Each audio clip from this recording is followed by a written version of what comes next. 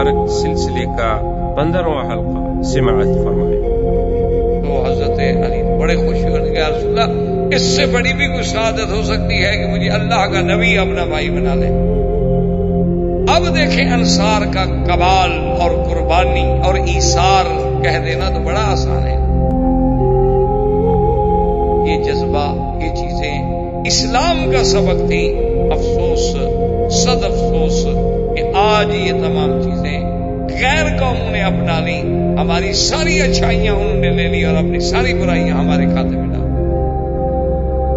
सहाबी जो भाई बने ना जी, वो अपने भाई मुहाजिर को लेके घर गया, उसने कहा देखो मेरा भाई, अल्लाह के नबी ने आपको मेरा भाई बना दिया।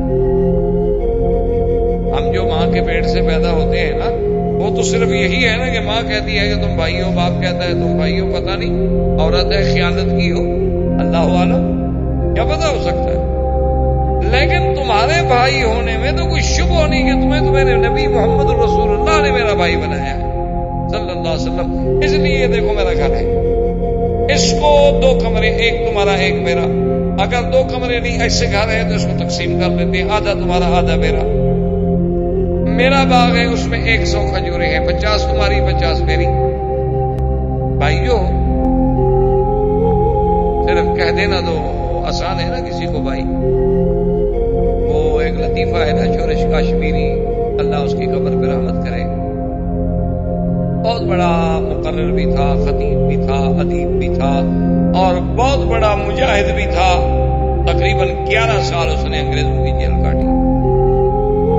तो वो एक दफा भुट्टो साहब से झगड़ा हुआ तो बाद में सुलह हो गई, कुछ लोगों ने दरमियान में पढ़ के सुलह करा दी।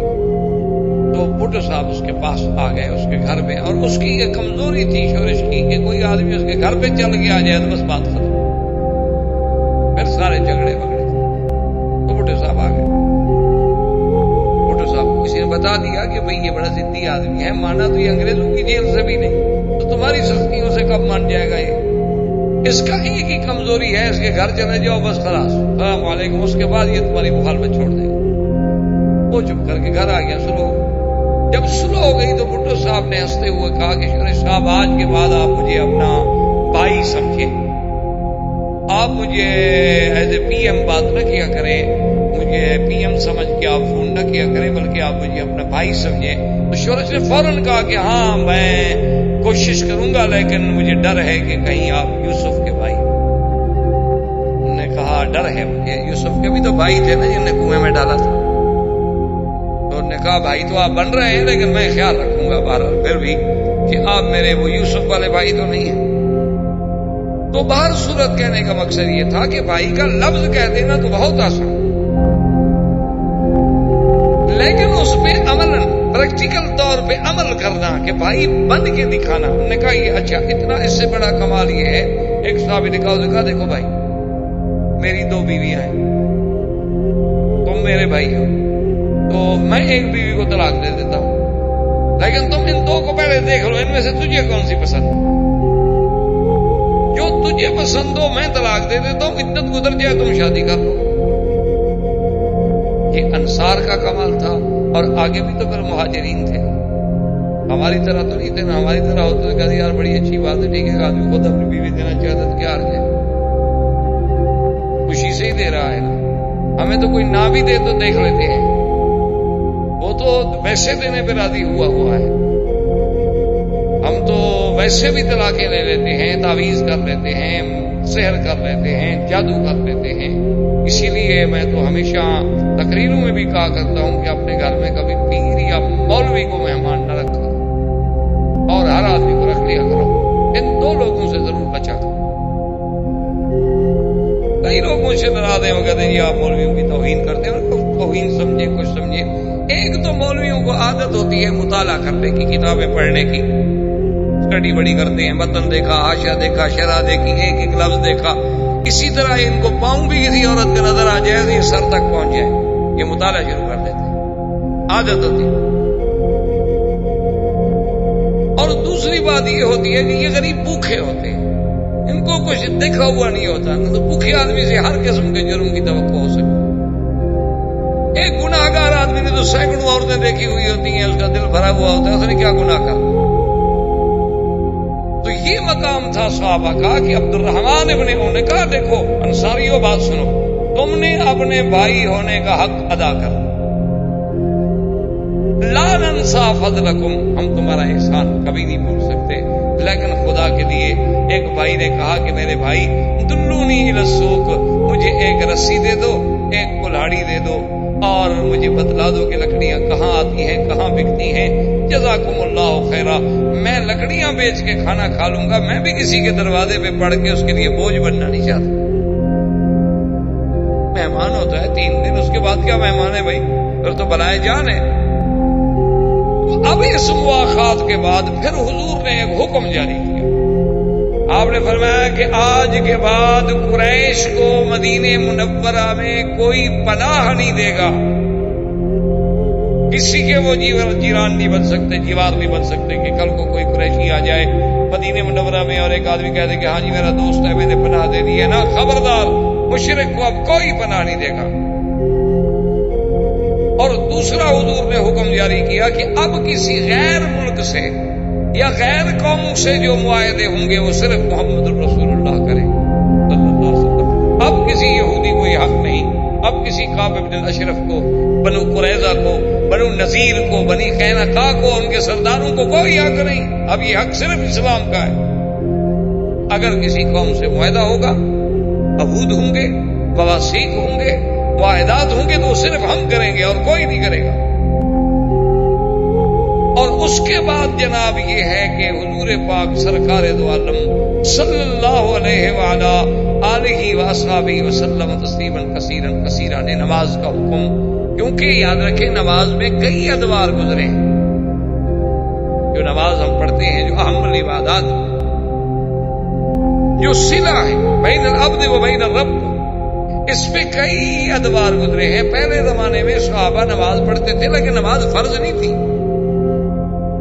یعنی ابتداء اسلام میں مکے میں حضور بھی نماز پڑھتے تھے، صحابہ بھی نماز پڑھتے تھے، لیکن نماز فرض کوئی نہیں تھی، اپنے منشے سے کسی نے پڑھ لی کسی نے نہ پڑھی۔ پھر سب سے پہلے فرض ہوئی نماز کون سی؟ یہ 5 نمازیں نہیں، صرف تہجد رات کی نماز فرض ہوئی حضور پر بھی اور صحابہ پر کہ یا ایھا المزمل قم اللیل الا قلیلا نصفه او انقص منه قلیلا او زد علیہ ورتل القرآن ترتیلا۔ قم اللیل، حکم یہ تھا کہ میرے مدنی قم اللیل الا قلیلا، رات کا زیادہ حصہ عبادت کرو، تھوڑا سا آرام کر لو،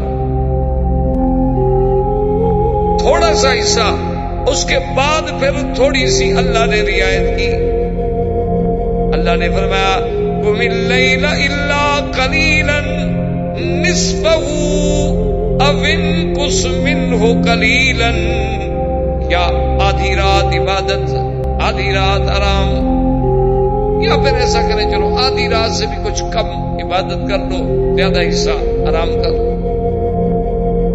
سب سے پہلے جو فرض ہوا وہ رات تہجد کی نماز تھی، قیام اللیل جسے آپ کہہ سکتے ہیں۔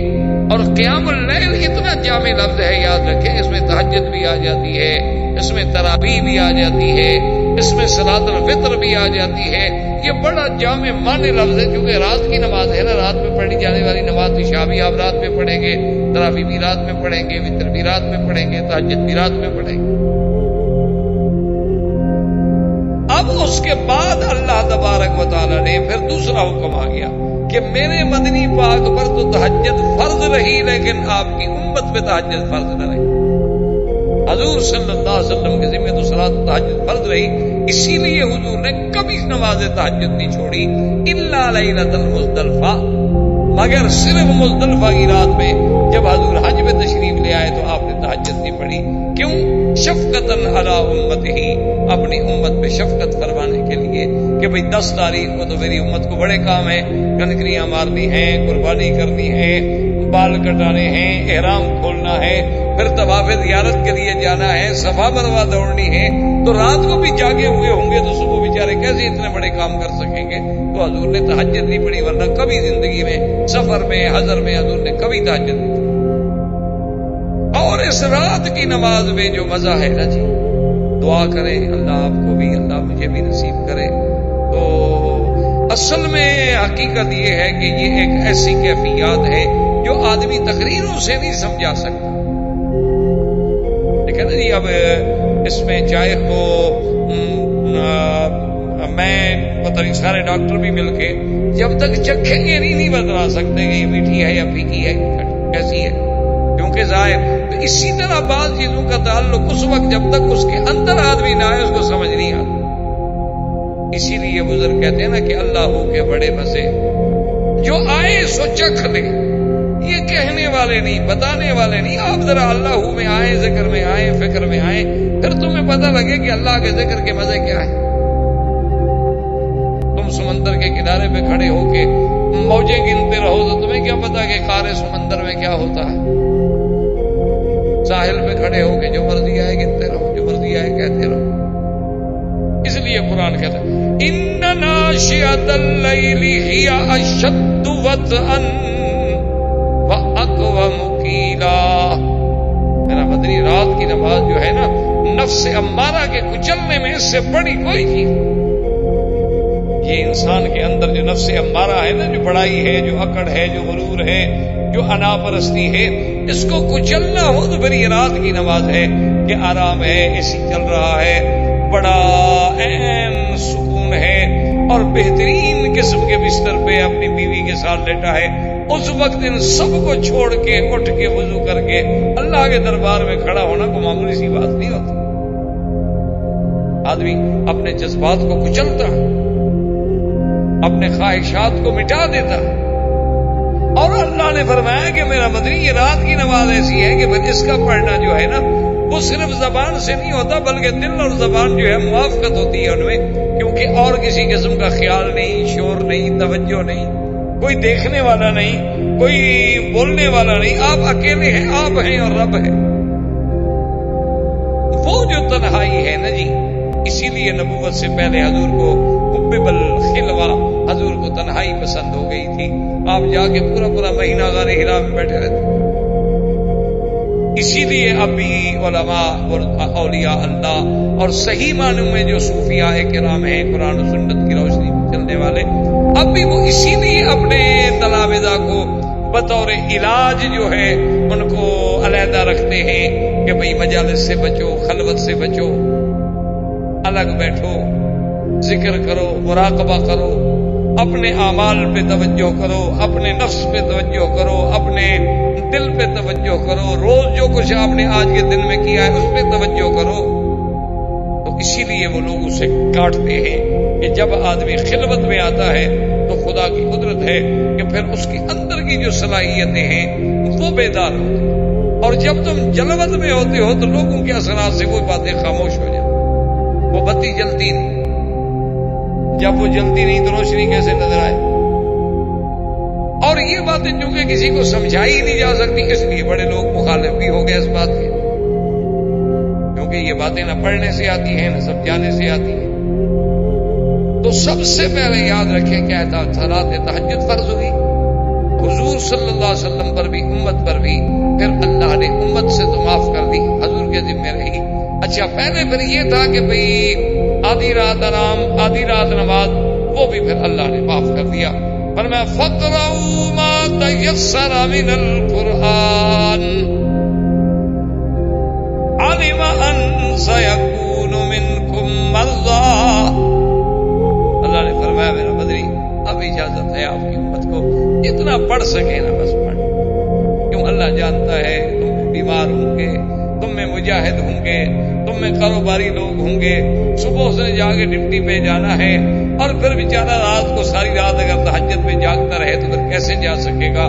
تو لہذا اب اس کے لیے راحت ہے، آرام ہے، جتنی پڑھ سکے بس، باقی سب اللہ نے معاف کر دیا۔ تو نماز کی پہلی سٹیج یہ تھی۔ دوسری سٹیج نماز کی یہ تھی کہ اللہ نے 50 فرض کی معراج کی رات کہ 50 نمازیں پڑھیں۔ وہ ایک دفعہ امام صاحب رحمۃ اللہ علیہ کا وقت کے پریزیڈنٹ سے مخالفت تھی، تقابل تھا، تو اس نے ایک مجلس میں آپس میں مذاکرات ہو رہے تھے، تو اس نے کہا کہ مفتی صاحب کیا ہی اچھا ہوتا کہ اللہ میاں 50 نمازیں ہی رکھتے، کم از کم آپ مولوی اسی میں تو مصروف رہتے، ہماری جان تو چھوڑتے نا۔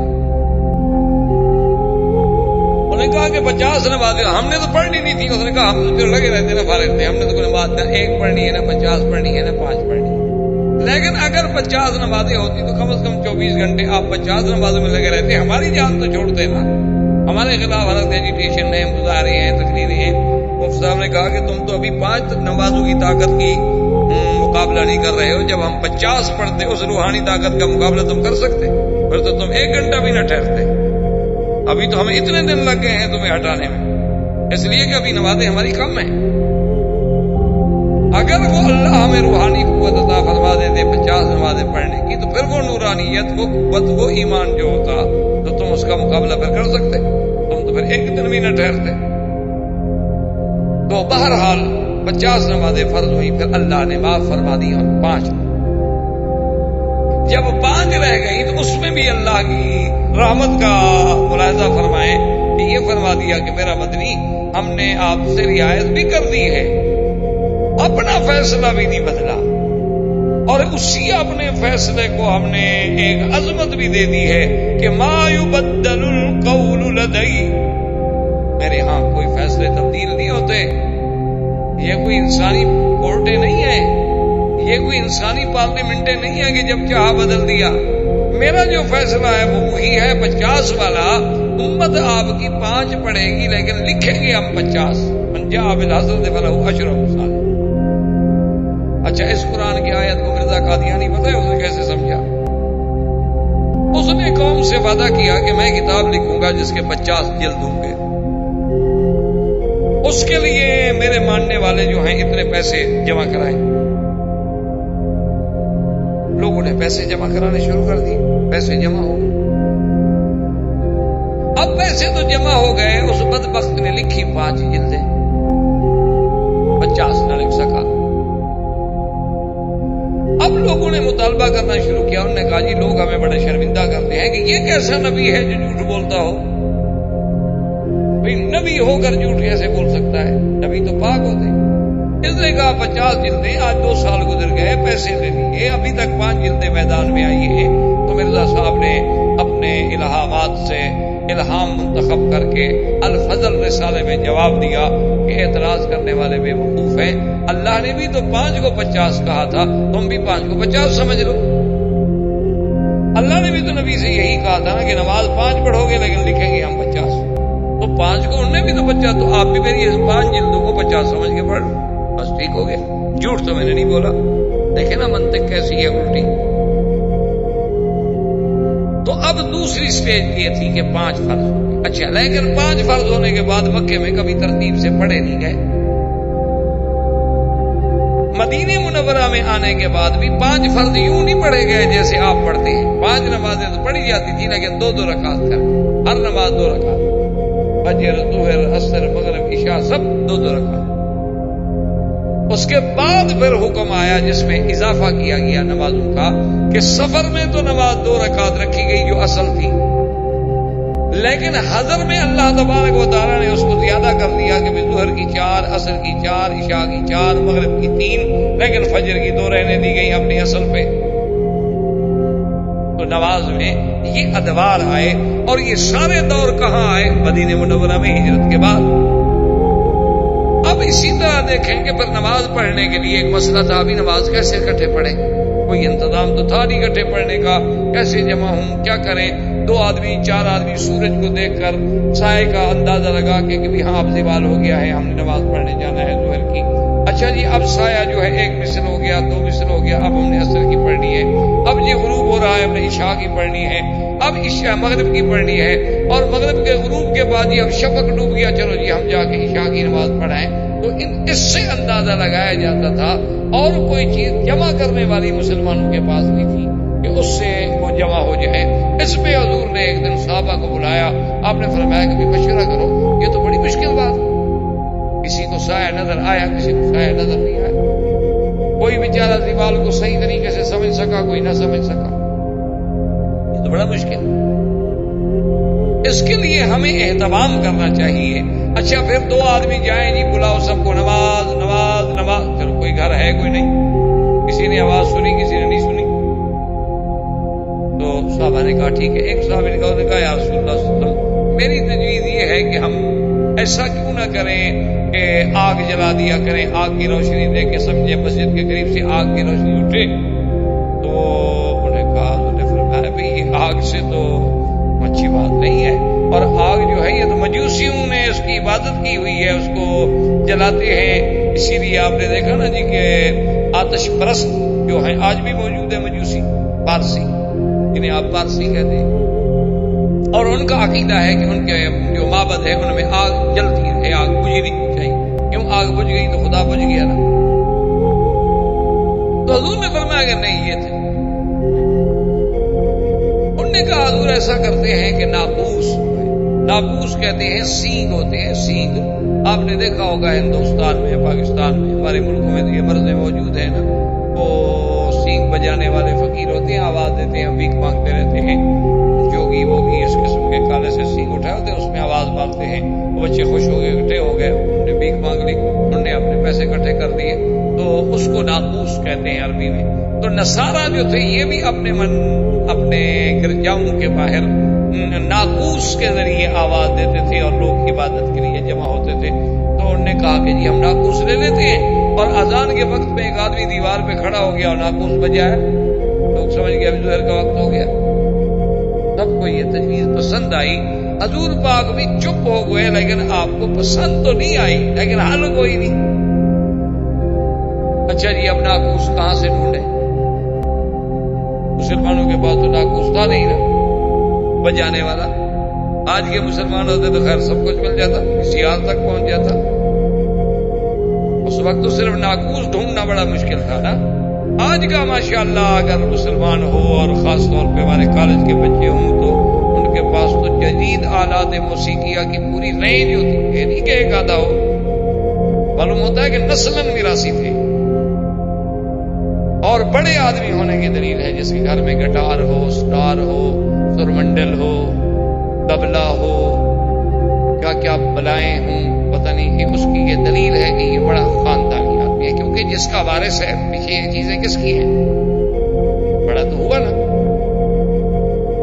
اور پھر اس کو لوگ بڑا رنگ دیتے ہیں کہ جی یہ تو نوابوں کے شوق ہوتے تھے. ہاں آپ کو پتہ یہ بھی ہونا چاہیے نواب پیدا کہاں ہوتے تھے, اکثر کوٹھوں کی پیداوار ہے. اللہ تبارک و تعالی بس معاف کرے, قدرت ہر چیز سے انتقام. جب تم کسی کی بے عزتی کرتے ہو اللہ معاف نہیں کرتے, جب تم کسی کی عصمتوں سے کھیلتے ہو اللہ معاف نہیں کرتے. پر تمہاری بچیاں بھی انہی جگہوں پہ بیٹھی. یعنی آپ حیران ہوں گے, میں جس شورش صاحب کی بات کر رہا تھا اس نے ایک دفعہ اعلان کیا کہ میں بڑا زبردست یعنی صاحب قلم تھا, اس نے اعلان کیا کہ میں اب کتاب لکھوں گا جس میں میں بتاؤں گا کہ فلاں فلاں مغنیہ جو ہے اور رقاصہ جو ہے اور ڈانسر جو ہے اور فلم ایکٹریس جو ہے کس کس کی بیٹی ہے. وہ جناب پوری دنیا ہل گئی نا. بڑے بڑے گدی نشین, بڑے بڑے پردہ نشین, بڑے بڑے سجادگان, بڑے بڑے مولوی, بڑے بڑے پیر, بڑے بڑے صنعتکار, ساہوکار, سرمایہ دار جناب ہل گئے. رات کو جا کے گورنر کے پاؤں پڑ گئے, خدا کے لیے شورش کرو. اگر یہ پردہ اٹھاتا ہے تو پھر تو کچھ بھی نہیں بچے گا. یہ تو ہماری بدقسمتی ہے. کتنا بڑا ملک ہے ہندوستان, کتنا بڑا ملک ہے پاکستان. دعا کریں اللہ مسلمانوں کے حال پہ رحمت کرے. آج تک وہ سارے ملک عورتوں کے ہاتھ میں ہی کھیل رہے ہیں نا. پورے آپ اپنے اقتدار کو دیکھ لیں, 50 سال گزرے ہیں تو عورت کتنا عرصہ رہی. اب بھی عورت کے بغیر تو پارٹی نہیں چل پائی. ہمارے ہاں بھی عورت, بنگلہ دیش کے مسلمان ہے وہاں بھی عورت, ترکی کا مسلمان ہے وہاں بھی عورت. مرد تو ویسے ختم ہو گئے, اچھی بات ہے کہ چوڑیاں پہن کے گھر بیٹھ جائیں. کتنا بڑا انتقام کفر ہم سے لے رہا ہے کہ تم اسلام میں جس صنف کو یہ حق نہیں دیتے ہو ہم اسے تمہارے سروں پہ لائیں گے. اور وہ اپنی طرف سے پورے عالم کو ایک آزادی کا سبق پڑھا رہا ہے کہ دیکھو ہماری حریت کا کتنا بڑا مقام ہے کہ ہم عورتوں کو جو کچھ نہیں ہوئی قوم ہے، جو 2 کو 1 کے برابر کیا گیا، جس کی گواہی آدھی کر دی گئی، جس کا میراث آدھا کر دیا گیا، دیکھو ہم اس کو اٹھا رہے ہیں۔ یہ بڑے بھیانک چیزیں ہیں، بھیانک باتیں ہیں، اللہ معاف کرے۔ تو بہرحال ناقوس کے لیے جو تھا تلاش شروع ہوئی کہ جی ناقوس تلاش کرو، کہاں سے تلاش کرو بھائی؟ لازمی بات ہے کہ عیسائی سے خریدو، مسلمانوں کے گھر میں ناقوس کا کیا کام؟ ابھی وہ ناقوس نہیں ملا تھا کہ ایک صحابی تھے جن کا نام تھا عبداللہ ابن زید رضی اللہ تعالی عنہ، وہ آئے حضور کی خدمت میں دوڑے دوڑے، یا رسول اللہ انی رأیت رؤیا، رأیت رؤیا، رأیت رؤیا یا محمد، حضور میں نے ایک خواب دیکھا۔ میں کیا خواب دیکھا؟ انہوں نے کہا حضور میں ہی بس ایسے بیٹھا ہوا ہوں، ایسے ایک بندہ آ گیا، اس نے کہا کہ تم ناقوس کیوں ڈھونڈ رہے ہو؟ انہوں نے کہا نماز کے اعلان کے لیے۔ انہوں نے کہا کمال کرتے ہو، مسلمانوں کا ناقوس سے کیا کام ہے؟ اور میں تمہیں سکھاتا ہوں۔ یا رسول اللہ وقام وقال اللہ اکبر اللہ اکبر اللہ اکبر اللہ اکبر اشہد ان لا الہ الا اللہ، پوری اذان۔ اور یا رسول اللہ میں نیند سے اٹھا تو مجھے یاد ہے پوری، اس میں ایک لفظ بھی خطا نہیں۔ حضور پاک نے فرمایا کہ میرے صحابی تمہیں اللہ کی طرف سے یہ خواب دکھایا گیا ہے، لہذا اسی کو ہم ثابت کرتے ہیں۔ میں حکم دیتا ہوں کہ ہر نماز سے پہلے یہی اذان دی جائے، لیکن علم بلالا، تم بلال کو سکھا دو۔ وجاء عمر فقال یا رسول انی رأیت الرؤیا، حضرت عمر آئے، انہوں نے کہا رسول اللہ میں نے خواب دیکھا ہے، مجھے اذان دکھائی گئی، سنائی گئی۔ انہوں نے تم نے کیا سنا؟ حضرت عمر نے وہی سنا دیا، حالانکہ پہلے تو اذان تھی نہیں۔ فأقر رسول اللہ صلی اللہ علیہ وسلم، حضور پاک نے اس کو ثابت کر دیا۔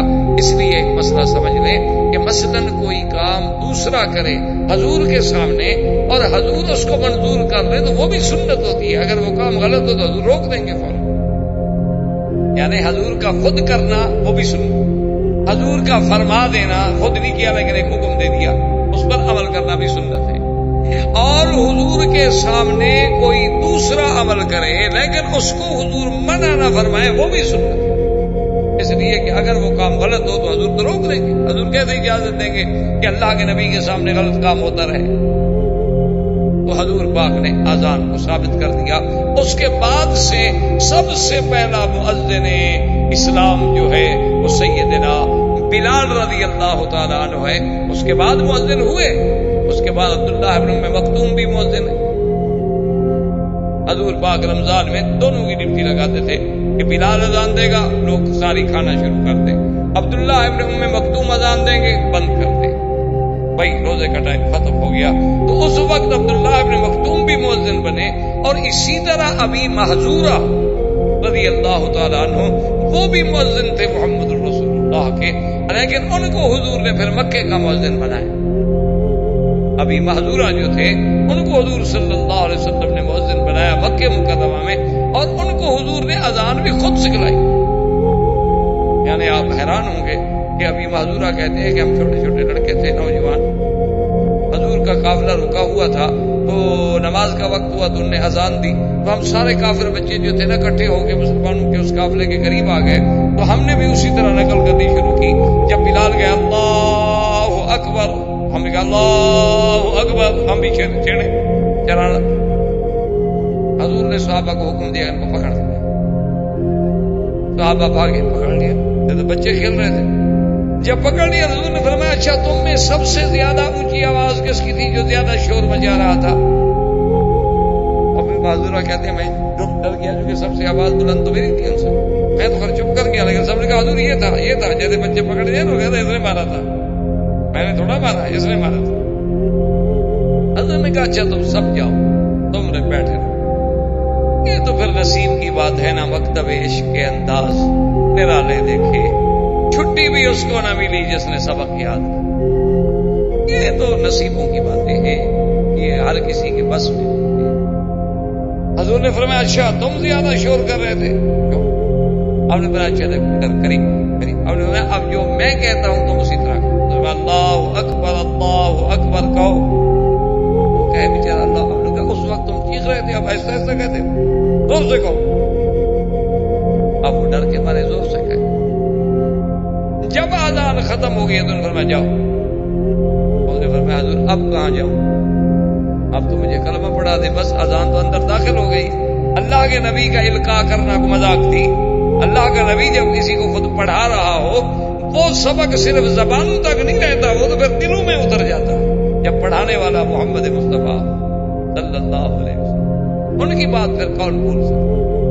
اتنی دیر کی صحبت، حضور کا اس کو توجہ بھر کے دیکھنا، حضور کا خود اس کو پڑھانا، یہ کوئی معمولی سی بات تو نہیں ہوتی نا۔ اسی کا اقبال نے کہا تھا نا کہ نگاہ مرد مومن سے بدل جاتی ہے، وہ ہر مومن مومن نہیں ہوتا۔ تو اب جناب ابھی محدورہ کو حضور نے محسن مکے کا بنا دیا، تو اب یہ اذان کا ابتدا جو ہے اذان کی وہ کہاں سے ہوئی؟ مدینہ منورہ سے۔ اور نماز کی ترتیب کے ساتھ جماعت کا قیام کہاں سے ہوا؟ مدینہ منورہ سے۔ اچھا، اور خدا کی شان ہے اسی اسنا میں ہجرت کے فوراً بعد مدینہ منورہ میں ایک عجیب کیفیت پیدا ہو گئی کہ کسی مسلمان کے گھر میں کوئی بچہ اگر لڑکا پیدا ہو تو مر جائے اور لڑکی پیدا ہو تو زندہ رہے۔ یعنی عجیب بات، یعنی دنیا میں ایسا کبھی نہیں ہوتا کہ 4 مہینے ہجرت کے بعد کسی مسلمان کے گھر میں پہلے تو لڑکا ہوتا ہی نہیں تھا، لڑکی ہو جائے، اور اگر لڑکا پیدا ہو وہ مر جائے۔ اچھا، پہلا مہینہ گزر گیا تو کسی نے غور نہیں کیا بھی ایسے ہو سکتا ہے، اتفاق ہے۔ اب دوسرا مہینہ گزرا، انہوں نے کہا ہو سکتا ہے موسم کا فرق ہو گیا ہو، بھئی ویدر چینج ہو گیا ہے، مدینے میں رہتے تھے، وہاں گرمی تھی، یہاں کچھ تھا، یہ تھا وہ تھا، وہ ہو گیا ہوگا، اتفاق کی بات ہے۔ اچھا، اب تیسرا مہینہ گزرا، پھر تھوڑا سا لوگوں کو شبہ پڑنا شروع ہوا، پھر جب چوتھا مہینہ گزرا تو لوگ اور گھبرائے، اور یہودیوں نے پورے مدینے میں شور کر دیا، انہوں نے کہا سحرنا المسلمون، ہم نے مسلمانوں پہ جادو کر دیا، خلاص ان کی نسل ہم نے بند کر دی ہے، اب کوئی لڑکا پیدا نہیں ہوگا۔ جب لڑکا پیدا نہیں ہوگا تو یہ کب تک زندہ رہیں گے؟ مر گئے، بات ختم ہو گئی۔ جب اولاد ہی نہیں ہوگی، نسل ہی نہیں ہوگی، تو ان کے بعد ان کا نام کون لے گا؟ تو خدا کی شان دیکھیں کہ اس کافروں کے اور یہودیوں کے اس مکر کو، اس قید کو، اس غدر کو توڑنے میں بھی ابو بکر کا گھرانہ اللہ نے منتخب کیا۔ بی بی اسماء ہجرت کر کے پہنچی، اور بی بی اسماء کون ہے؟ اخت عائشہ بنت ابی بکر، بی بی عائشہ کی بہن ہے اور ابو بکر کی بیٹی ہے، لیکن دونوں کی ماں علیحدہ ہے۔ بی بی عائشہ کی ماں الگ تھی، بی بی اسماء کی ماں الگ تھی۔ بی بی اسماء آئی مکے سے ہجرت کر کے، اور جس دن مدینہ پہنچی اسی دن بچہ پیدا ہوا۔ پتہ ہے اس بچے کا نام کیا تھا؟ عبداللہ ابن زبیر رضی اللہ۔ اور جب بچہ پیدا ہوا تو جناب لوگ اس کو فوری طور پر اٹھا کے حضور کی خدمت میں لے آئے۔ وحنک رسول اللہ صلی اللہ علیہ وسلم، حضور نے کھجور لے کے اپنے منہ مبارک میں نرم کی، جب وہ نرم ہو گئی تو تھوڑا سا ٹکڑا توڑ کے عبداللہ بن زبیر کے تالو سے لگایا، اس کو کہتے ہیں تحریک۔ تو اول ما دخل فی جوفہ ریق رسول اللہ صلی اللہ علیہ وسلم، سب سے پہلی چیز جو عبداللہ بن زبیر کے اندر داخل ہوئی ہے وہ حضور کا لعاب تھا۔ اچھا جی، 1 دن گزر گیا، 2 دن گزر گئے، 4 دن گزر گئے، 10 دن گزر گئے، عبداللہ بن زبیر زندہ ہے، بچے پہ موت نہیں آئی، بچہ ٹھیک ٹھاک ہے، ماں بھی زندہ ہے، بچہ بھی زندہ ہے۔ تو لوگوں نے پتہ ہی کیا کیا؟ عبداللہ بن زبیر جو چھوٹے سے تھے نا، ان کو ایسے نکال کے پورے مدینے میں مظاہرہ کیا اور نعرے لگائے، اللہ اکبر اللہ اکبر۔ کیا جھوٹ بولتے ہیں یہودی، جادو کر دیا، جادو کر دیا۔ یہ دیکھو مسلمانوں کا لڑکا پیدا ہو گیا کہ نہیں ہو گیا؟ کیا اتفاق ہے۔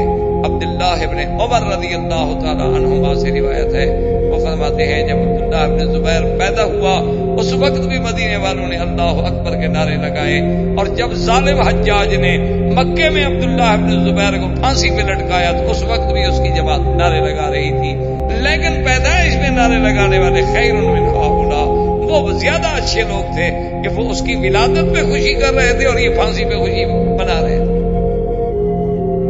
عبداللہ ابن زبیر یہ وہ آدمی ہے، اور یہ بی بی اسماء وہ بی بی ہے کہ عبداللہ ابن زبیر پھانسی پہ چڑھا ہوا ہے۔ کہہ دینا بڑا آسان ہے، ایک ماں اپنے بیٹے کو سولی پہ لٹکتا ہوا دیکھے۔ بی بی اسماء جب وہاں سے گزری تو رک گئی، دیکھ کے کہنے لگی کہ اچھا ابھی میرا سوار گھوڑے سے نہیں اترا۔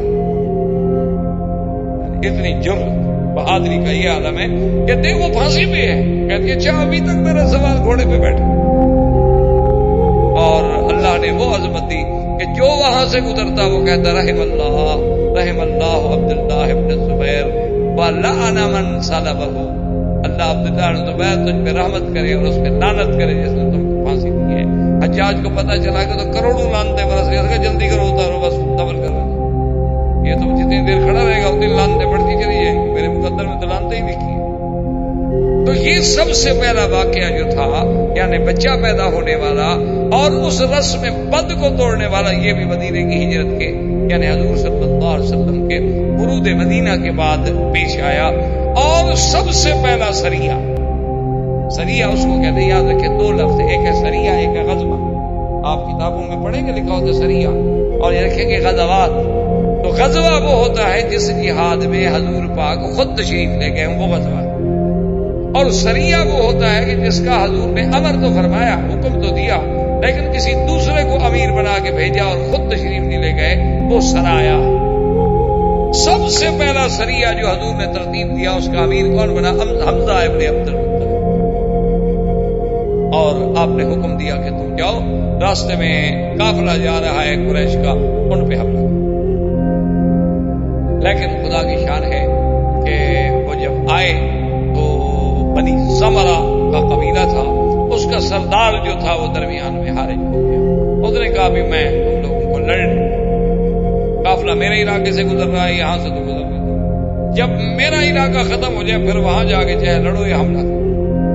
تو اس وجہ سے وہ قافلہ نکل گیا۔ حضرت حمزہ بغیر لڑائی کے مدینہ منورہ واپس آ گئے، لیکن سریات و غزوات کی ابتدا جو ہے وہ بھی حضور صلی اللہ علیہ وسلم کے مدینہ منورہ پہنچنے کے بعد ہوئی۔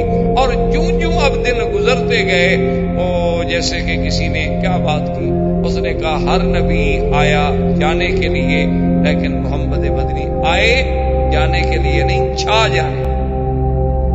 باقی تو جتنے نبی آئے نا جانے کے آئے اور چلے گئے، نبوت ختم، زمانہ ختم۔ لیکن اللہ کے نبی کی شان یہ تھی کہ جو وقت گزرتا جا رہا تھا، وَلَلْآخِرَةُ خَيْرٌ لَكَ مِنَ الْأُولَىٰ وَلَسَوْفَ يُؤْتِيكَ رَبُّكَ فَتَرْضَىٰ۔ واللہ تعالی عالم وعلمہ ختم، وما علینا الا البلاغ۔ برادران اسلام، واجب احترام، بزرگوں، دوستوں، عزیز نوجوانوں، الحمدللہ اس سلسلہ دروس میں سیرت پاک، سیرت حبیب کبریا سیدنا محمد مصطفیٰ صلی اللہ علیہ وسلم پر بیان کرنے کا اللہ نے ہمیں موقع بخشا۔ حضور صلی اللہ علیہ وسلم کی ولادت طیبہ سے لے کر اختصار کے ساتھ اور اپنی کم علمی کے ساتھ ہم نے جو واقعات پڑھے، ہم اس مقام پہ پہنچے تھے کہ حضور سرکار دو جہاں صلی اللہ علیہ وسلم ہجرت فرمانے کے بعد مکہ مکرمہ سے مدینہ منورہ آپ کا قیام اول مسجد قباء اور قیام ثانی جو ہے وہ مدینہ منورہ ابی ایوب انصاری کے گھر میں ہوا، اور حضور صلی اللہ علیہ وسلم مدینہ منورہ میں مستقر استقرار فرمایا، اور سب سے پہلا کام تعمیر مسجد نبوی، اور اس کے بعد حضور نے کچھ احکام، ان احکام میں حکم تو یہ تھا کہ قریش کسی شکل میں پناہ نہیں دی جائے، اور نمبر 2 یہ حکم تھا کہ اب اگر کوئی معاہدے ہوں گے باہر کے قبائل سے تو وہ صرف حضور صلی اللہ علیہ وسلم ہی فرمائیں گے اور کسی کو حق نہیں۔ اور حضور صلی اللہ علیہ وسلم نے سب سے پہلا مدرسہ جو قرآن پاک کا مدرسہ تھا، اسے آپ تعلیم قرآن بھی کہہ لیں، تحفیظ قرآن بھی کہہ لیں، اسی مسجد نبوی میں آپ نے جاری فرمایا کہ جو اصحاب رسول اس مسجد میں رہتے تھے تو حضور صلی اللہ علیہ وسلم سے اللہ کا قرآن سن کے یاد کیا کرتے تھے، تو مسجد و مدرسے کی ابتدا۔ اور اس کے ساتھ ساتھ یہ بھی آپ ذہن میں رکھ لیں کہ جتنی زندگی میرے مدنی سرکار نے مکہ میں گزاری تو آپ کے مخالف مشرکین کافر تھے، مشرک تھے، وثنی تھے، بت پرست تھے، صلی اللہ علیہ وسلم مدینہ منورہ تشریف لے گئے تو کافر تو خیر پہلے ہی مخالف ہوتا ہے چاہے وہ کہیں، کیونکہ حضور صلی اللہ علیہ وسلم یہ فرمان ہے کہ الکفر ملۃ واحد، کفر پوری دنیا میں مشرق میں ہو، مغرب میں ہو، شمال میں ہو، جنوب میں ہو، ایک میں ہو۔ یعنی آپ تو الحمدللہ سارے میرے بھائی پڑھے لکھے لوگ ہیں، آپ کی اخبارات پر، جرائد پر، دنیا کے جدید علوم پر نظر ہے، آپ دیکھیں کہ یہود اور نصارہ میں جو دشمنی ہے اس کی دشمنی کا تو کوئی کائنات میں اور مثال نہیں، یعنی یہود اور نصارہ آپس میں دشمن، اور دشمنی کا یہ عالم ہے کہ جب ایک دوسرے کو موقع ملا ہے تو انہوں نے ان کا ایسا قتل عام کیا ہے کہ جس کی دنیا میں کوئی مثال نہیں ملی۔ یعنی جب نصارہ کو تسلط ملا بیت المقدس کا تو انہوں نے یہودیوں کا قتل عام کر، یعنی آپ تاریخ اٹھا کے دیکھیں کہ بخت و نصر کے دور میں 6 لاکھ یہودی جو تھے ایک دن میں قتل کیے گئے، اسی طرح جلا وطن کیے گئے، ان کو ذلیل کیا گیا۔ اچھا، یہودیوں کو جب موقع ملا نصارہ سے انتقام لینے کا تو انہوں نے بھی انتقام، انہوں نے بھی کوئی کمی نہیں کی اور آج تک لے رہے ہیں، یعنی جو ان پہ ہوا ہے وہ بھولے نہیں ہیں، صرف اب ان کے انتقام کے طریقے بدل گئے ہیں، کچھ اقتصادی طور پر انتقام لے لیتے ہیں، کیونکہ جتنی دنیا کی ملٹی نیشنل کمپنیاں ہیں یعنی وہ سب گویا کہ یوں سمجھ لیں کہ اس وقت پورا عالم جو ہے وہ بن جائے یہود میں، اور جب چاہے، ابھی آپ نے دیکھا تھا کہ وہ چاہے تو کسی ملک کے اتنے بڑے طاقتور ملک کے پریزیڈنٹ کو ایک لڑکی کی وجہ سے پوری دنیا میں ذلیل کر، کون کی لڑکی، اور اسی مقاصد کے لیے ان کو بھیجا گیا۔ تو بہرحال میرے کہنے کا مقصد یہ تھا کہ سب سے بڑے دشمن تو کافر ہے، وہ دشمن ہے، لیکن ایک بات یہ میں غلط کر رہا تھا وہ یہ تھی کہ جب اسلام کا مقابلہ کرنا پڑے تو یہود اور نصارہ بھی اکٹھے ہو جاتے ہیں۔ یعنی ابھی آپ نے کچھ عرصہ قبل پوپ جو ہے عیسائیت کا سب سے بڑا ان کا جو بابا ہے، نے کہا کہ اچھا وہ یہودیوں نے جو ہم سے کیا ہم نے معاف کیا، ہم نے ان کو معافی خلاص، ہم اب ایک۔ تو جہاں جہاں اسلام کا مقابلہ کرنا پڑے، مقابلے پر اسلام ہو تو پھر کفر ہے، وہ کفر یہود کا ہو، وہ کفر حنود کا ہو، مسجد اقصی توڑنی ہو یا بابری توڑنی ہو، بات ایک، مسجد تو مسجد ہے، کہیں بھی بیٹھ کے کفر فیصلہ ایک کرتا ہے اسلام، جو آپس میں چاہے کتنے دشمن لیکن تمہارے لیے سب ایک۔ تو حضور صلی اللہ علیہ وسلم سرکار دو جہاں کو مکے میں مشرکوں سے مقابلہ کرنا پڑا، اور جب حضور مدینہ پاک میں تشریف لے آئے تو اب مخالفین بھی بدلے، کافر تو پہلے مخالف تھے، پھر یہود میں اضافہ کہ یہود کے بڑے قبیلے جو تھے، سب سے بڑا قبیلہ جو تھا ان کا بنی نذیر تھا، اس کے بعد بنی قریظہ تھے، اس کے بعد بنی قینقاع تھے، یہ سب کے سب مدینہ منورہ میں آباد تھے، اور ان کی بڑی قوت، طاقت، ان کے اپنے محلات، قلعے، بڑے بڑے حصون، بڑی بڑی دیواریں، اور پورے مدینے کی آبادی کو لے کر خیبر تک اور یمبو تک اور رابغ تک، اور ان سب کو اپنے سودی نظام میں جکڑا ہوا تھا، سب لوگ مقروض تھے ان کے ہاتھ میں، اور وہ یہ خواب دیکھ رہے تھے کہ بھئی اب سیادت اور قیادت جو ہے ہمیں ملے گی، اور ایک نبی جب پیدا ہوں گے تو ہم مسلمان ہو جائیں گے، ہم اس نبی کا ساتھ دیں گے اور پوری دنیا میں پھر ہمارا غلبہ ہوگا۔ لیکن جب حضور صلی اللہ علیہ وسلم کی ولادت ولد اسماعیل سے ہوئی تو وہ بدبخت حسد میں مبتلا، اب ان یہود میں سے پھر 2 گروہ بن گئے، ایک تو وہ تھے جو کھلے دشمن کافر، اور کچھ یہود میں ایسے لوگ تھے کہ جنہوں نے یہ سوچا کہ ہم کیوں نہ مسلمان بن جائیں اور مسلمانوں کے ساتھ مل جائیں اور مسلمانوں سے فائدہ اٹھائیں، اور پھر جب موقع ملے گا تو پھر یہودی تو ہیں ہی ہیں نا، یہ تو اصل تو ہمارا وہی یہود ہے، لیکن ظاہر میں ہم اسلام قبول کر لیتے ہیں، مسلمانوں کے ساتھ مل جاتے ہیں، یہ منافق، اس کو شریعت کی اصطلاح میں، قرآن کی اصطلاح میں کہا جاتا ہے منافق۔ کہ ظاہر کچھ کرتا ہو اور باطن میں کچھ رکھتا ہو، اسی کا نام نفاق ہے۔ اور یہ ایک اعتقادی منافق نہیں، عمل کے منافق نہیں، یعنی عقیدے میں بھی منافق کہ ظاہراً کہتے تھے کہ یا رسول اللہ ہم آپ کو رسول پاک مانتے ہیں، لیکن اندر سے نہیں۔ اور یہ منافقین کا جو گروہ تھا ویسے بے اعتبار ظاہر کے مسلمانوں کے ساتھ ملتا اٹھتا بیٹھتا، نماز آنا جانا مساجد میں سب کچھ، لیکن اندر سے بنی۔ تو اب حضور کے سامنے محاذ بن گئے، یعنی ایک مشرکین کا، ایک یہود کا، اور ایک ان منافقین کا جو ظاہر میں دوست بنے ہوئے ہیں، اندر سے سب سے بڑے دشمن۔ اور اسی اسنا میں یہ بنی نذیر بنی قریظہ جو ہے مدینے میں بیٹھے اس انتظار میں تھے حقیقتاً کہ حضور آئیں گے، ہم اسلام لائیں۔ اسی ضمن میں سیدنا سلمان الفارسی رضی اللہ تعالی عنہ جو حضور کے بہت بڑے جلیل القدر صحابی ہیں اور جن کا بہت بڑا مقام ہے، بہت بڑا مقام ہے، کہ جن کو حضور نے یہ فرما دیا ہو کہ سلمان منا من آل البیت، کبھی سلمان تو ہمارے گھر کا آدمی ہے، آل بیت میں سے۔ تو یہ حضرت سلمان الفارسی جو تھے رضی اللہ تعالیٰ عنہ، یہ بھی بیچارے فارس سے اسی لیے مدینے پہنچے تھے کہ انہوں نے اپنی زندگی میں ان کو اللہ نے خیال دے دیا، انہوں نے دنیا چھوڑ دی اور دین کی طرف راغب ہو گئے۔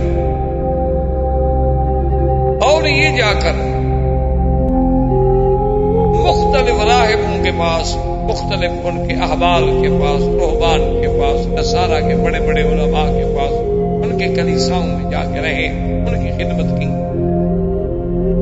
اچھا، خدا کی قدرت ہے، اللہ کی طرف سے ہر چیز کا ایک وقت مقرر تھا۔ بہت بڑا عیسائی عالم تھا، مسیحی عالم تھا، ان کے پاس رہے آپ اور کافی عرصہ ان کی خدمت کی، ان سے بڑا دین سیکھا، بڑا اللہ کی باتیں سیکھی۔ لیکن اس کی موت کا جب وقت آ گیا، اس نے کہا کہ سلمان اب میری موت کا وقت آ گیا ہے، اور اس وقت خطہ عرب میں صرف ایک آدمی ہے فلاں جس کے بارے میں تمہیں کہہ سکتا ہوں کہ وہ صحیح معنوں میں دین عیسیٰ میں ہے، تم میرے مرنے کے بعد پھر وہیں چلے جاؤ۔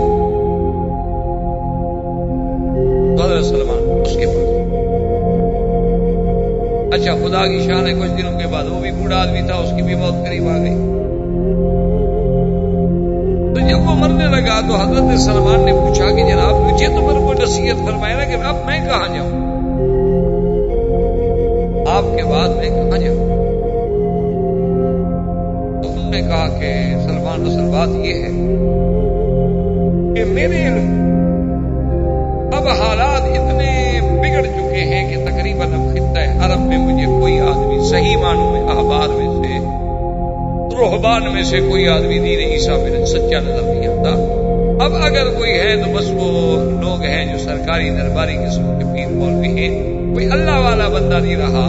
اب اگر تم نجات چاہتے ہو، نہ چاہتے ہو کہ میری آخرت بن جائے، آخرت سنور جائے، تو تم کسی نہ کسی طرح مدینہ منورہ جا کے انتظار کرو، ایک نبی آئیں گے جن کا نام محمد مصطفیٰ، بس ان پر ایمان لے آؤ۔ اور اس نے بتلایا کہ آپ کا نام محمد ہوگا، اور آپ کی ولادت جو ہے مکے میں ہوگی، اور آپ کی ہجرت جو ہے وہ یثرب میں ہوگی، اور آپ جو ہے ہدیہ کوئی پیش کرے گا تو قبول فرما لیں گے، لیکن صدقے کی عید نہیں کھائیں گے۔ اور ما بین کتفی خاتم النبوت، آپ کے دو کندھوں کے درمیان میں بائیں پسلی کے نیچے ایک چھوٹی سی علامت ہوگی، خاتم وہ ہے۔ اور اس نے ایسا حلیہ مبارک بیان کیا حضرت سلمان کے سامنے، اس نے کہا کہ آپ کا قد مبارک اتنا طویل نہیں ہوگا کہ لمبا نظر آئے، اور آپ کا قد مبارک اتنا چھوٹا بھی نہیں ہوگا کہ کوئی کہے کہ بھئی یہ تو چھوٹا قد ہے، بلکہ آپ کا قد اعتدال میں درمیانہ ہوگا، لیکن طول کی طرف مائل ہوگا، معلوم ہوگا کہ یعنی گویا کہ اچھا اونچا۔ اور اس نے کہا کہ میں یاد رکھو حضور کی صفت میں یہ بھی صفت ہوگی کہ اگر دو آدمی میں کھڑا کریں تو آپ مجھے نظر آئیں گے، اور 1,00,000 آدمی میں کھڑا کریں پھر بھی آپ مجھے نظر آئیں گے، اور جب چلیں گے تو معلوم یہ ہوگا کہ اوپر سے اتر رہے اور زمین پر پاؤں جو ہے آپ پوری قوت سے رکھیں گے. یہ نہیں ایسے ہلکا ہلکا پاؤں رکھیں, پوری قوت سے جما کے رکھیں گے. اور حضور کا چہرہ جو ہے تدویرم ما, آپ کا چہرہ مبارک گول ہوگا, لیکن ایسا گول نہیں کہ پرکار سے جیسے آپ گلائی کھینچ لیں, بلکہ ایسی گلائی جو تھوڑی سی کتابی ہونے والی ہو, جو عین جمال ہوتا, یعنی چہرہ لمبوترا ہو تب بھی تو خوبصورت ہے, اور چہرہ اتنا گول ہو کہ اس میں بالکل 100% گلائی ہو جائے جیسے سورج کا حالہ ہے, وہ بھی حسن جمال کے خلاف ہے. یعنی تدویرم ما, ایسا گول کہ ہلکا سا کتابی ہونے کی طرف مائل. اور حضور کا رنگ مبارک جو ابیض اللین, ابیض اللون مشرب بالحمرۃ, حضور کا رنگ مبارک سفید لیکن ایسا جس میں سرخی جھلک. اور حضور صلی اللہ علیہ وسلم جو ہے اشکل العینین, اور اسی طرح اکحل العینین, کہ آپ کی آنکھیں مبارک جو ہے بڑی وسیع, غزالی آنکھیں جسے آپ کہتے ہیں نا, غزال کی آنکھیں. اور اسی طرح حضور صلی اللہ علیہ وسلم کا آنکھیں مبارک جو ہے اکحل العین. اکحل العینین کا کیا معنی ہے کہ جب کوئی آدمی دیکھے تو محسوس ہو کہ حضور ابھی سرما پہن کے آ رہے ہیں, سرما آلود آنکھیں, حالانکہ آپ نے سرما نہیں پہنا ہوا ہوتا, قدرتی تھی. ویسے حضور صلی اللہ علیہ وسلم کی سنت مبارک تھی کہ ساری زندگی آپ سفر میں سرما, کنگھی اور مسواک یہ ہمیشہ ساتھ ہوتا تھا. اب تو خیر ماشاءاللہ ڈاکٹر ہو گئے, آپ کے یہاں سرما پہننا منع ہے. ہم تو ملا لوگ ہیں نا پرانے, کیا کریں, جس نبی کے نام پہ روٹی کھاتے ہیں ہم نے تو اسی کا گیت گانا ہے. ہم تو بہرحال نہ نئی تہذیب کو مان سکتے ہیں نہ نئی ڈاکٹری کو مان سکتے. کہتے ہیں کہ سرما بالکل اس میں سیسا ہوتا ہے, آدمی اندھا ہو جاتا ہے. پہلے جو 100 سال سے پہن رہے ہیں وہ سارے اندھے ہو گئے تھے. صرف یہ جب سے ڈراپس نکلے ہیں لوگ ماشاءاللہ اب کوئی اندھا نہیں ہوتا, سب ٹھیک. اس وقت سے سب کی روشنیاں بحال ہیں اللہ کی رحمت. بس اصل بات کیا ہے کہ کفر اتنا ظالم ہے کہ وہ نبی کی ہر سنت چھڑانا چاہتا ہے, اور وہی اس نے تمہیں پڑھا کے دماغ میں بٹھا دیا. ورنہ آپ حیران ہوں گے, آج بھی اگر آپ کو ممیری ایک دوائی ہوتی ہے, ممیرا مذکر ہے اور ممیری مونس ہے, یہاں ممیرا تو ملتا ہے لیکن ممیری مونس جو ہے وہ نہیں ملتی, موٹی ہوتی ہے, وہ آپ کو مل جائے. آپ 8 دن اس کو پہنے, اگر آپ کی نظر 4 نمبر کی ہے نا, کو ہفتے میں اگر آپ 0 پہ نہ آ جائے, جو مجھے ہے سزا دیں, آپ آرام میں بیٹھے. 4 نمبر کی اینک والے لوگوں نے پہنا اور 0 بالکل بس یہ اینک اتار کے پھینک دیں. مشکل یہ ہے کہ نہیں ملتی, اب بنانے والے نہیں ہیں, کون محنت کرے, کون رگڑے, کہاں سے وہ کھرل لے آئے. اب کھرل ایسے ملتی ہیں جس میں پتھر بھی ساتھ مل جاتے ہیں, تو آدمی نندا ہونا ہے. ورنہ حضور نے جب فرما دیا کہ ما انزل اللہ داء الا انزل به شفاء, اللہ نے کوئی ایسی بیماری نہیں اتاری جس کا دوا نہ بھیجا. ہم اس دوا تک نہیں پہنچے تو ہماری جہالت ہے, ہمارا علم اتنی ترقی نہیں کر سکا, ہم ابھی وہاں نہیں پہنچے. ورنہ اس چیز کا دوا موجود ہے. تو بہرحال حضور صلی اللہ علیہ وسلم کی آنکھیں مبارک دور سے ایسی نظر آتی تھی کہ جیسے سرما آلو. اور حضور صلی اللہ علیہ وسلم کے اعضاء جو تھے یہ قوی, یعنی کہ عورتوں کی طرح زنانہ ہاتھ قوی. اور حضور صلی اللہ علیہ وسلم کے مفاصل جو تھے, وہ جوڑ جو تھے, وہ بڑے قوی. اور صحابی چاولیہ یہ بھی بیان کرتا ہے کہ من رآہ فجأۃ ہاب, اگر کوئی آدمی ایسے اچانک دیکھتا نا تو اس پر حضور کی ہیبت تھی, اور اگر آپ کے ساتھ رہ جاتا تو پھر حضور کے پیار سے سب کچھ. پھر تو حضور کا اتنا پیار تھا, اتنا محبت ہوتی تھی کہ وہ پھر وہ جو ہیبت تھی, وہ ڈر تھا, وہ خوف تھا, وہ سب بھول جاتا کہ آپ تو اتنے قریب. اور حضور صلی اللہ علیہ وسلم آپ کا جو بولنے کا اور دیکھنے کا انداز تھا, تبسمن مسکرانا, ہلکا سی مسکرانا. یہ 3 مراحل ہوتے ہیں، تبسم، ضحک اور قہقہہ۔ ابتدا جو ہے ہنسنے کی وہ تبسم ہے کہ آدمی تھوڑا سا مسکراتا، اس کے بعد پھر ہنستا، اس کے بعد پھر منہ پھاڑ کے کہے لگا۔ اب چونکہ حضور کو کہا پسند نہیں تو ہمیں انگریز نے پڑھایا کہ کہا لگاؤ پھیپڑے کبھی، زور زور سے ہنسو پاگلوں کی طرح۔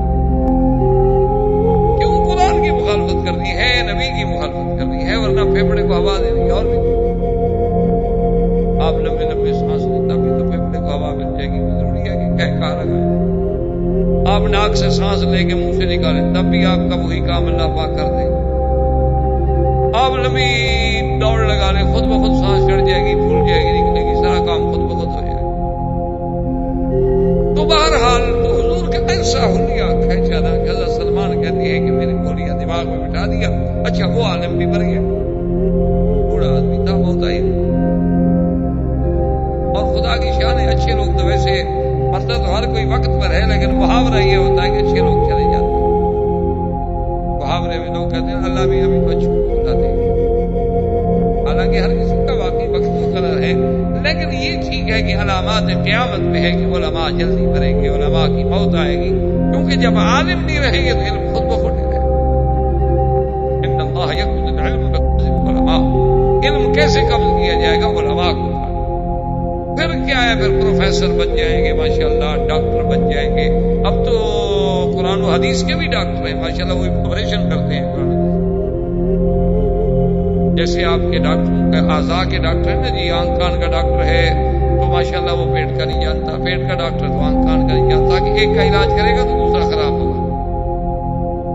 اسی طرح اب انہوں نے ہمیں ماشاءاللہ قرآن و حدیث میں بھی اجزاء کر دی ہے کہ یہ تفسیر میں ڈاکٹر ہے، یہ جناب تجوید میں ڈاکٹر ہے، اور یہ جناب ترتیب قراءات میں ڈاکٹر ہے، اور یہ جناب ربط میں بین الآیات میں ڈاکٹر ہے۔ اس بیچارے کو دوسری کوئی چیز نہیں آتی اللہ کی طرف،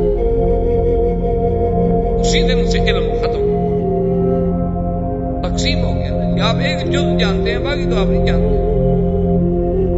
پہلے یہ ہوتا تھا کہ جب تک علماء 16 علوم نہیں پڑھتے تھے تفسیر کے قریب ہی نہیں جاتے، ڈرتے تھے کہ اللہ کے قرآن کی تفسیر کریں، خدا نہ خاصہ کوئی نحوی غلطی ہو جائے، کوئی صرفی غلطی ہو جائے، معانی کی غلطی ہو جائے، لغت کی غلطی ہو جائے، قواعد میں غلطی ہو جائے، محاورات میں غلطی ہو جائے، اس کے ناسخ و منسوخ کا پتہ نہ چلے، محکمات متشابہات کا پتہ نہ، ہم کیسے ترجمہ کر بیٹھے۔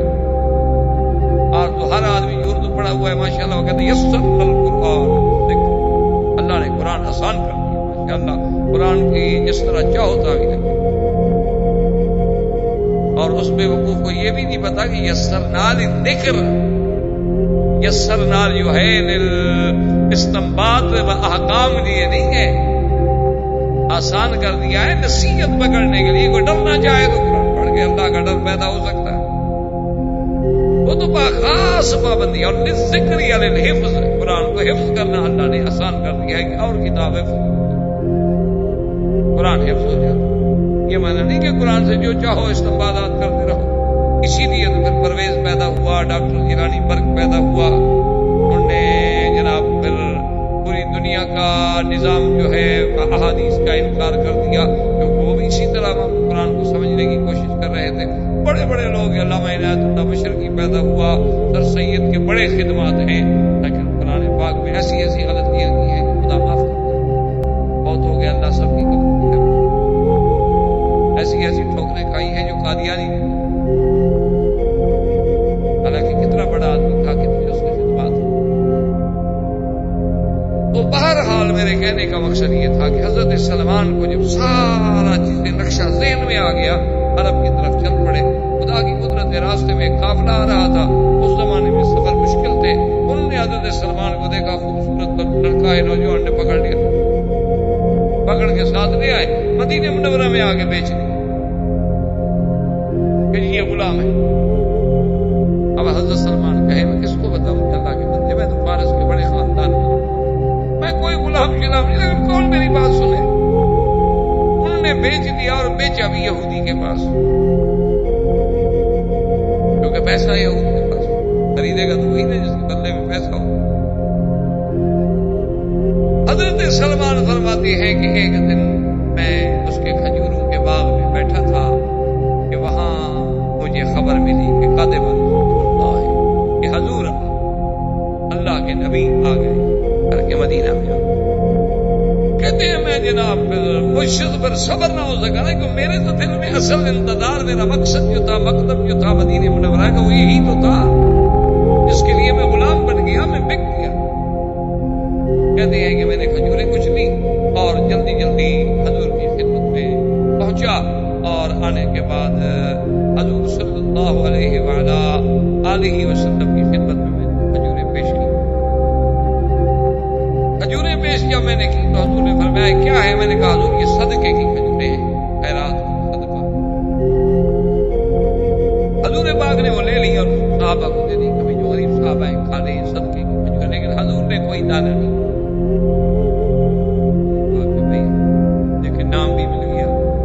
مکہ سے مولد بھی مل گیا، مدینہ کی ہجرت بھی مل گئی، اور وہ جو ان نے مجھے شکل مبارک سمجھائی تھی بالکل سامنے تصویر ہے،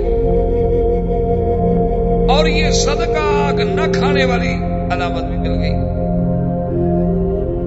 دوسرے دن پھر میں حاضر ہوا، میں نے کچھ کھجوریں پیش کی۔ حضور نے فرمایا ما ھذا سلمان یہ کیا ہے؟ میں نے کہا حضور یہ ہدیہ ہے، فقبلہ۔ حضور نے قبول فرما لی، اپنے سامنے رکھی، آپ نے بھی تناول فرمائی، صحابہ نے بھی تناول فرمائی۔ میں نے کہا الحمدللہ یہ علامت جو تھی نا، نشانی میرے لیے یہ بھی پوری ہو گئی۔ اب میں نے کہا کہ وہ علامت جو ہے کہ حضور کے دو قدموں کے درمیان میں مہر نبوت ہے، اب مہر نبوت میں کیسے دیکھوں؟ میں کیسے کہہ سکتا ہوں حضور پاک سے کہ جی کبھی ستارے میں نے مہر دیکھ لی ہے؟ اتنا بے ادبی تو کوئی بھی نہیں کر سکتا۔ اور پھر حضور تو مدینہ منورہ میں نبی بھی تھے، بادشاہ بھی تھے، سردار بھی تھے، دین و دنیا کے تاجدار بھی تھے۔ اب مدینے میں تو آپ کا ایک پورا تسلط تھا۔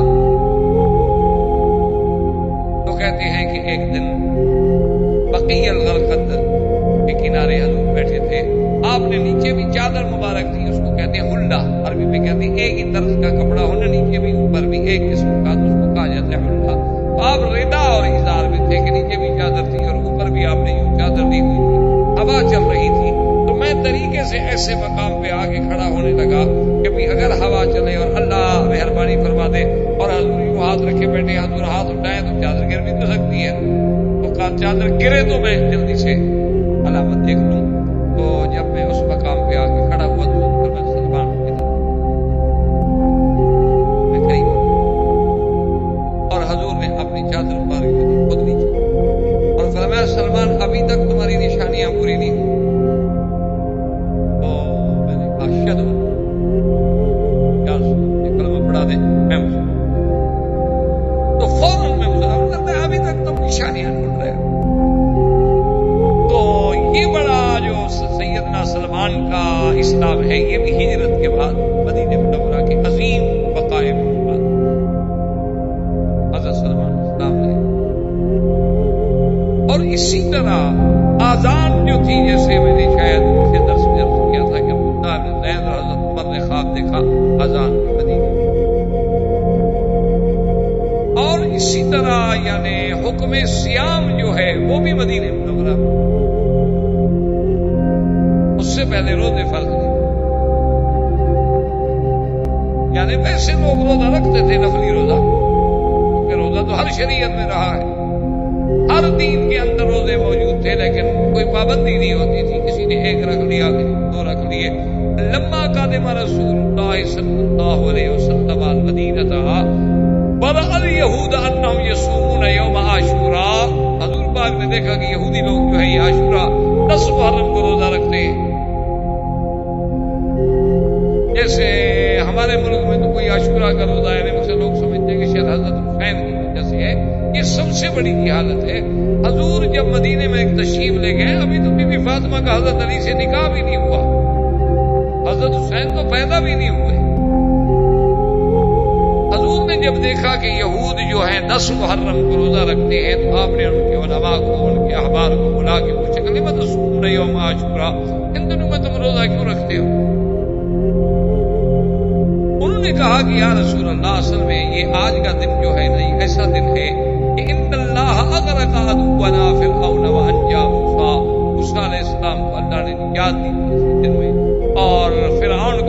کیا تھا، تو ہم اپنے پیغمبر کی اس کامرانی اور کامیابی میں اور دشمن کی ہلاکت کی خوشی میں اس دن اللہ کی عبادت کرتے ہیں اور انا حق میں موسیٰ منکم کہ موسیٰ علیہ السلام کے ساتھ میرا تعلق زیادہ ہے تم سے. اور آپ نے حکم فرما دیا اپنے صحابہ کو کہ سب روزہ رکھو اب جب عاشورہ آئے، لیکن ایک بات کا خیال کرو، یومین 2 دن کا روزہ رکھو، 9 اور 10 کا یا 10 اور 11 کا، تاکہ ہم روزہ بھی رکھ لیں اور یہود کی مشابہت بھی نہ ہو جائے. وہ تو ایک روزہ رکھتے ہیں نا، ہم تو 2 رکھیں. دیکھو یعنی اللہ پاک کے نبی کے ذرا اس فرمان کو سمجھو کہ نماز میں، روزے میں، عبادت میں بھی تشبہ بالیہود حضور کو گوارا نہیں. اور ہم تو شکل میں کرتے ہیں، ہم تو لباس میں کرتے ہیں، ہم تو عادات میں کرتے ہیں. حالانکہ روزہ ہے، روزہ تو اللہ کی عبادت ہے. لیکن آپ نے فرمایا خالف الیہود، 2 روزے رکھو یومین، یا تو 9 اور 10 یا 10 اور 11. تو اب اس کے بعد پھر اللہ نے حکم دیا کہ یا ایھا الذین آمنوا کتب علیکم الصیام کما کتب علی الذین من قبلکم. اللہ نے حکم دیا کہ ایمان والو روزے تم پہ ہم نے فرض کر دیے ہیں، اور یہ صرف تم پہ فرض نہیں، تم سے پہلے لوگوں پر بھی اللہ تبارک و تعالیٰ نے فرض کیے. اور اس میں گھبرانے کا مسئلہ نہیں، ایام معدودات، کچھ دن ہی تو ہیں. یہ نہیں ہے کہ سارا سال ہم روزے رکھیں. ان پروفیسروں نے جو قرآن سمجھا نا، وہ کہتے ہیں کہ ایام معدودات جمع ہے اور جمع زیادہ سے زیادہ 3. وہ کہتے ہیں 3 روزے کافی ہیں. یہ تو مولویوں نے مہینے کا چکر چلا رکھا ہے، انہوں نے قرآن کو یہ سمجھا. بڑے لکھے لوگ ہیں نا، جدید علوم سے ماشاءاللہ باہر ہیں. کسی نے قرآن سمجھا ہے آکسفورڈ سے، کسی نے سمجھا ہے ہارورڈ سے، مدینے سے نہیں سمجھا. مدینے سے سمجھتے تو پھر تو کبھی غلطی نہ ہوتی. وہ اللہ کے بندے ہیں، جس نبی پر قرآن اتر رہا ہے اس نے 1 مہینہ روزہ رکھا ہے یا 4 دن رکھا ہے. اس سے زیادہ قرآن سمجھنے والا ہمارے پاس کوئی ہے؟ پھر عید الفطر کا کیا مانا کہ صوموا لرؤیتکم وافطروا لرؤیتکم. چاند چڑھے گا تو روزہ، چاند چڑھے گا تو ختم، مہینہ تو خود بخود ہو گیا. ومن شہد منکم الشہر فلیصمہ. جب مہینے کا چاند دیکھے تو روزہ رکھے. اگر مہینہ ضروری نہیں تھا، چند روزے رکھنے تھے تو پھر تو کسی وقت رکھ دیے جاتے. چاند دیکھنے سے کیا مطلب؟ دیکھیں یہ تو بادشاہ لوگ ہیں، خیرت کا نام جنو رکھ دیا اور جنو کا نام خیرت. جیسے آپ نے دیکھا نا، ابھی کہتے ہیں دیکھو جی کہ ملا کتنے بے وقوف ہیں، کہتے ہیں پاگل ہیں کہ اب ہمارے پاس اتنے بڑے ذرائع موجود ہیں، ہمارے پاس اتنے بڑے یعنی خلا میں ہمارے سائٹ موجود ہے، ہم تو 1 مہینہ پہلے آپ کو بتا سکتے ہیں کہ چاند کب نکلے گا. تو یہ عجیب لوگ ہیں، مولوی صاحبان پاگل ہیں، کہتے ہیں جی چاند دیکھو، چاند دیکھو، چاند دیکھو، اور دیکھو بدری کمانے، بدری نظری کیسے آ جاتے ہیں. حالانکہ ابھی تو چاند پیدا نہیں ہوتا. جو ہے وہ اتنے 28-48 گھنٹے سے پہلے تو کسی کو نظر ہی نہیں آ سکتا. اس کی ولادت ہوگی، وہ بچہ ہے وہ پیدا ہوگا، وہ نظر آنے کے قابل تو آئے نا. اور پھر ہمارے پاس جب اتنے جدید آلات موجود ہیں، ہم تو بالکل منظار سے ڈھونڈ کے آپ کو بتا سکتے ہیں یہ دیکھو جی ہے یا نہیں. اور جناب کتابیں لکھ لکھ کے اتنا برسے ہیں نا علماء پر کہ ایک نوجوان چھوٹا بچہ ہو جو بیچارہ ابھی 5ویں جماعت پڑھتا ہے، اس کے دماغ میں آپ جو مولویوں کی نفرت بھرنی شروع کریں MA تک، وہ بڑا ہو کے کیا کرے گا؟ غریب، اس غریب کا کیا گناہ ہے؟ اس کے دماغ میں آپ یہ بٹھاتے جائیں کہ دیکھو جی مولوی کہتا ہے زمین نہیں گھومتی. دیکھو پاگل ہے کیا؟ وہ بڑے بڑے ہمارے سائنس والے کہتے ہیں زمین گھومتی ہے. اور دیکھو جی یہ مولوی کہتا ہے کہ بھائی چاند دیکھو، آنکھوں سے دیکھو، آنکھوں سے دیکھو، ڈھونڈو، پہاڑوں پہ چڑھو اور جاؤ اور تلاش کرو اور گواہ لاؤ. تو کیسا بیوقوف ہے جب مشینیں موجود ہیں تو ڈھونڈنے کی کیا ضرورت ہے، گواہ لانے کی کیا ضرورت ہے؟ خامخواہ کسی کو پہاڑ پہ چڑھاؤ، پاؤں اس لیے مر جائے بیچارہ. نے کہا دیکھو پاگل ہے مولوی کے. اور دیکھو نے کہا کمال ہے، جب انگریز کی کرسمس تو ایک دن میں ہو اور مسلمانوں کی عیدیں دو دو ہوں۔ دیکھا کیسے پاگل لوگ ہیں مسلمان، یہ سب ان مولویوں نے ان کو خراب کیا۔ یہ مولوی ہے نا، ان کا دماغ ہی خراب، یہ لوگوں کو پھر پیچھے لے جانا چاہتے ہیں، ہم ان کو آگے لے جانا چاہتے ہیں، ہم ترقی پہ لے جانا چاہتے ہیں، ہم ان کو فلک پہ پہنچانا چاہتے ہیں، اور یہ ہمیں کھینچ کھینچ کے پھر اسی مدینے پاک پہ لے جانا چاہتے ہیں جہاں مدرسہ نہیں تھا، جہاں یونیورسٹی نہیں تھی، کوئی تعلیمی ذرائع نہیں تھے، کوئی مواصلات نہیں تھی، کوئی جدید علوم کے حصول کے وسائل نہیں تھے۔ یہ پھر ہمیں اسی نبی امی کے دروازے پہ کھڑا کرنا چاہتے ہیں، اور خاص ساتھ خود بھی کہتے ہیں مولوی پاگل ہیں، کہتے ہیں ہمارے نبی پڑے ہوئے بھی نہیں۔ دیکھو کتنے بیوقوف ہیں وہ۔ حالانکہ اللہ کے بندے، اگر اللہ عقل دیتا نا تو قرآن کہتے فمن شہد منکم الشہر، شہود ہلال اور وجود ہلال میں فرق ہے، یاد رکھو۔ بیچاروں کو سمجھ ہی نہیں آتی کہ وجود ہلال کیا ہے اور شہود ہلال۔ شہود مانا چاند کا نظر آنا، وجود ہلال کا مانا کہ چاند جہاں ہو ہم اس کو ڈھونڈیں، ہم کوئی چاند کے پجاری ہیں کہ اس کو ڈھونڈیں، دوربین لے کر جائیں، مشینیں لگا کے ڈھونڈیں۔ ہمیں تو اللہ نے ایک علامت بتا دی کہ نظر آ جائے روزہ رکھ لو، نہ نظر آ جائے 30 دن پورے کر لو، کیونکہ تم کوئی چاند سورج کے پجاری تو نہیں ہو، یہ تو میں نے تمہارے لیے ایک اندازہ رکھا ہے۔ شہود ہلال ہے، وجود ہلال کے تو تم ضروری نہیں ہے، اس لیے ہم مشین سے فیصلہ کرائیں کہ وجود ہے کہ نہیں، نہ ہو دفعہ ہو، نہیں نظر آیا ہم اس کے پابند ہیں۔ اس لیے حضور نے فرمایا فَإِنْ غُمَّ عَلَيْكُمْ فَأَكْمِلُوا 30، اگر چاند بادلوں میں آ گیا، چھپ گیا، تمہیں نظر نہیں آیا، یعنی موجود تو ہے لیکن نظر نہیں آیا تمہیں، ورنہ چاند تو کسی نہ کسی جگہ ہوگا، تو تم 30 دن اپنے پورے کر لو۔ یہ تو يَسْأَلُونَكَ عَنِ الْأَهِلَّةِ كُلِّهِ مَوَاقِيتُ لِلنَّاسِ، کہ ہم نے یہ چاند کا جو نظام ہے لوگوں کے اوقات کے لیے، لوگوں کے چھٹی کے لیے، زکوٰۃ کے لیے، نصاب کے لیے، نکاح کے لیے، عدت کے لیے ایک وقت کا ہم نے ذریعہ بنا دیا ہے، بس اس کے علاوہ تو کچھ نہیں۔ ہم کو چاند سورج کے پجاری تھوڑے کہ ہم جناب پہلے اسٹیشن پہ بیٹھ کے چاند ڈھونڈنے جائیں، ہیلی کاپٹر پہ چڑھ کے ماشاءاللہ مولویات تو پکڑنے جاتے ہیں چاند، رویت ہلال کمیٹیاں بنتی ہیں ماشاءاللہ۔ اور جناب یہ ہے کہ یہ ان کی عید مختلف ہو جاتی ہے، بھی چاند نظر آ گیا ٹھیک ہے، نہیں نظر آ گیا ٹھیک ہے، تمہیں خدا 10 خوشیاں نصیب کرے، ہمیں کروڑوں نصیب کرے، تمہیں کیا تکلیف ہے؟ اللہ نے بتا دیا کہ تم میرے کسی دین کے پابند، تمہارے لیے آسانی ہے، نظر آئی عید کا نہیں نظر آئے نا صحیح، دوسرے دن کر لینا، وعلیکم السلام۔ یہ تھوڑا ہے کہ تم کو عید کے دن کا پابند کر دیا جائے گا، بس اسی دن عید آئے گی، آگے پیچھے ہو ہی نہیں سکتی۔ اور حتیٰ کہ اسلام نے اتنا بڑا عظمت کا ثبوت دیا ہے کہ اگر مثلا مسلمانوں کو چاند دیکھنے میں غلطی ہوئی اور 9 تاریخ کو 8 تھی اور یہ ہمیں عرفات میں لے گئے بھول کر، اللہ فرماتا ہے کہ الاضحیٰ یوم اضحى المسلمون والفطر یوم فطر المسلمون، جس دن مسلمان نے عید منا لی وہی عید ہے، بس غلطی کی تو غلطی سے، 8 بھی میری ہے 9 بھی میری ہے، انہوں نے 8 کو 9 سمجھ لیا، چلو ہم نے اسی کو 9 بنا کے آج قبول کر۔ تو جب دین میں اتنی وسعت ہو، سعت ہو، لیکن سمجھ نہ ہو اب اس کا کیا علاج ہے، اس کا تو علاج کسی کے پاس نہیں۔ تو رمضان کے روزے کا فرض جو ہے وہ بھی ہجرت کے بعد۔ اب اس کے بعد ایک واقعہ پیش آیا کہ حضور پاک نے ایک سریہ بھیجا۔ سریہ کہتی ہے کہ فوج بھیجی جائے لیکن حضور سرکار دو جہاں خود نہ تشریف، اگر خود تشریف لے جائیں تو وہ غزوہ۔ 3 سرایہ بھیجے گئے۔ پہلا سریہ جب بھیجا گیا تو وہ بنی مدلج والوں نے، بنی زمرہ والوں نے، قافلہ جا رہا تھا قریش کا، حضور کے فوجی پہنچے تھا کہ قافلے پہ حملہ کریں، انہوں نے کہا کہ نہیں، ہمارا علاقے میں آپ حملہ نہیں کر سکتے،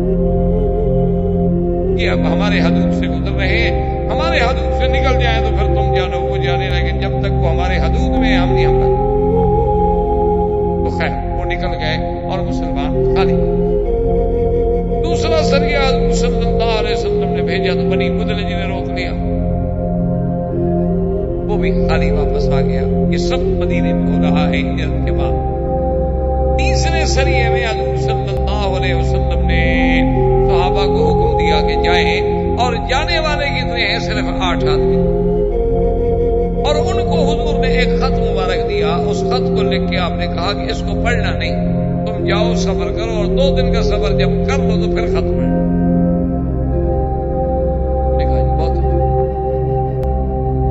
وہ جب چلے گئے 2 دن کے بعد خط پڑھا تو اس میں حضور نے لکھا کہ اگر قافلہ قریش کہیں تمہیں مل جائے اور ان سے لڑائی ہو جائے تو پھر گھبرانے کی ضرورت نہیں, اللہ پہ توکل کر کے جنگ آپ کر.